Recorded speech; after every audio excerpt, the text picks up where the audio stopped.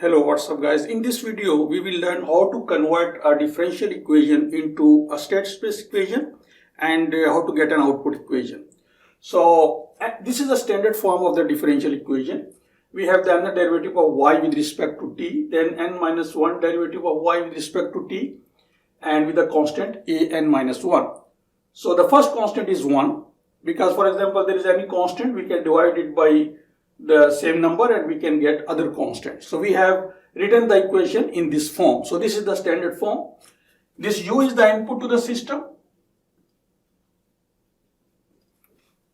And we want to convert this into state space equations. So state space equations are in this form. X dot equals ax plus bu. This is called state space equation, and then there is an output equation which is y equals cx plus du. So this du is normally feed forward type of systems and which makes the system unstable. So let's assume that this is 0.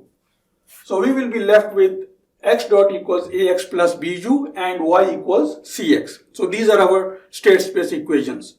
So how to convert this differential equation into this state space equation, and then you will see that if you have any problem in any questions in which you have to convert differential equation into this form, it will be a matter of less than 1 minute. You can do this. If you know this method and you look carefully to the pattern of the matrices we get, you will be able to solve questions very quickly.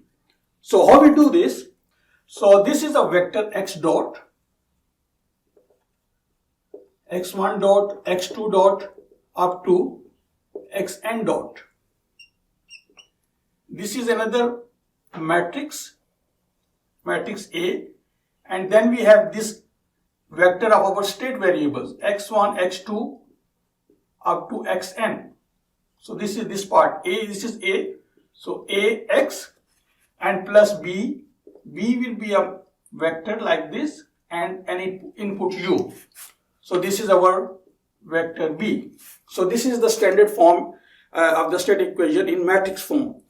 So we want to get all these variables x1 dot to xn dot from this, and then what are these constants and how to make this. So now the selection of these state variables x1 to xn, this is, we have to take care of few things. Number one, these state variables should be linearly independent of each other. So what does it mean is, for example, let us say that we have three state variables x1, x2 and x3. So linear independence means that no one can be written in the form of any other variables.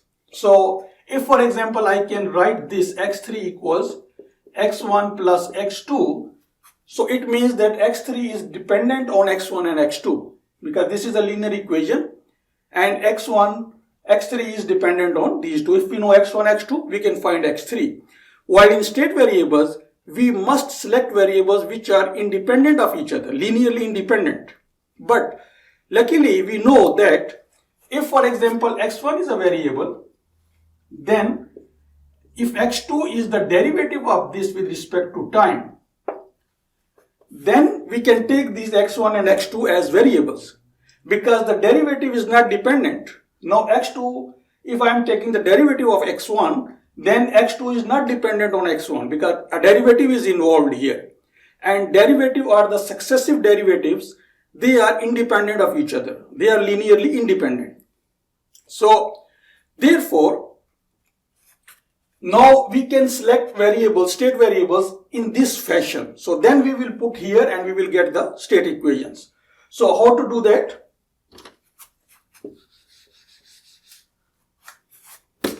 So let us take that x1 is equal to y. So this is the solution of this equation because this equation is in the form of a differential equation in y with respect to time. So the solution will be a value of y, simple. So this is y and our first state variable is x1. This one is y. So now x2, we take x2 equals derivative of x1 with respect to time, which can also be written as x1 dot. x2 will be equal to x1 dot. Similarly, x3 will be equal to x2 dot, and so on. So xn will be equal to xn minus 1 dot. So this is the way we select the variables. So now we have selected all these variables. Now I want to put these values into this differential equation and solve it so that we can get the state equations.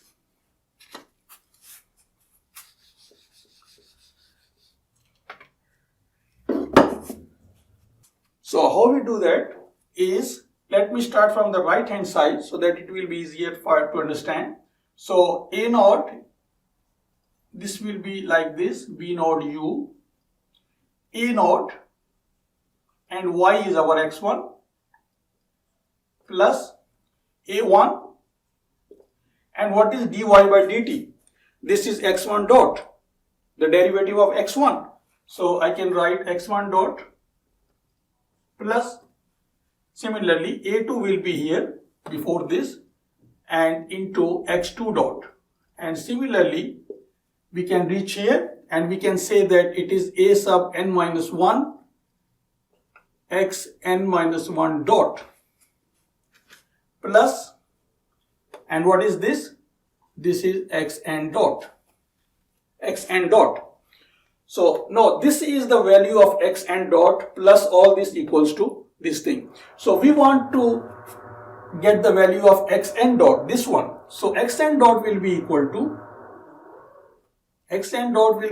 to, take all this value on the other hand side and start from this. So minus A naught x1 minus A1, and what is x1 dot? X1 dot is x2. So we can write x2 because we have taken x1 dot as x2, the next state variable, this one. So therefore this is x2. So I am writing now in the form of state variables instead of their derivatives.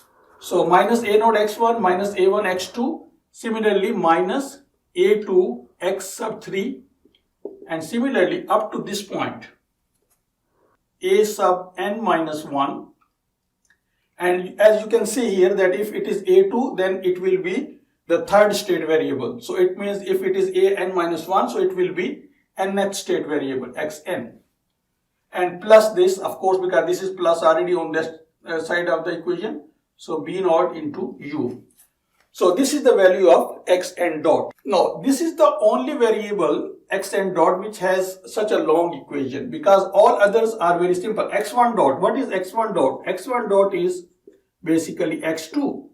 Similarly x2 dot equals x3, and xn minus 1 dot will be equal to, as you can see that if it is 1 here, it is 2 here. So x minus 1 means it will be xn, because this is the way we defined all these variables.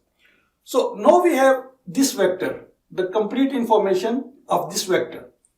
So we can write in the vector form, and as you can see that x1 dot, x2 dot, the same form which we have written before, and xn dot, this equation, this one, this is the xn dot equation, equals, and now I am writing the last row, because this will be multiplied by this column vector, which is the vector of state variables, x1, x2 up to xn. So these values, this constant will be here, minus A naught, minus A1, minus A2 up to this point, minus, this is minus here, minus A sub n minus 1. So now if you open this, you will see plus bu, of course, b is a vector and u is the input. So now if you open this, you will see that xn dot equals minus A naught into x1, this row will be multiplied by this column. So minus A naught x1, you get this, minus A1 x2, you get this, and similarly it goes up to this point, then this plus and bu. So now we have written this. So the rest of the values are very simple, but you have to be careful about a pattern of 0 and 1 which will emerge here in this matrix. So what is x1 dot? x1 dot is the first value which is equal to x2. x2 is here in the second row of this vector. So it means the first entry will be 0 and the second will be 1. So that when we open up this, we will get x1 dot equals 0 times x1, which is 0, plus 1 times x2, which is x2, this value, and the rest of the values will be 0. Very simple. Similarly, for x2, x2 dot equals x3, which is the third value here. So the first two will be 0, then 1, and the rest will be 0. So this is a pattern. This pattern is very important because when we will be solving problems, then this pattern will help us to convert from differential equation into state space equation in less than a minute. Very simple, very quick. So now after writing this, you can write this further 0, 0, 1 like 0, 0, 0, 1 and so on. And it will go from up to minus a n minus 1, which is this one. Now what about b, vector b? So we have taken only b node. So because this is in this equation xn, so we can put b node here and the rest of the entries would be 0. So now our state space equation is complete. So this is the state space equation, x dot equals ax plus bj. Now the output equation. So in the beginning we have taken y equals x1. So this is from where we started.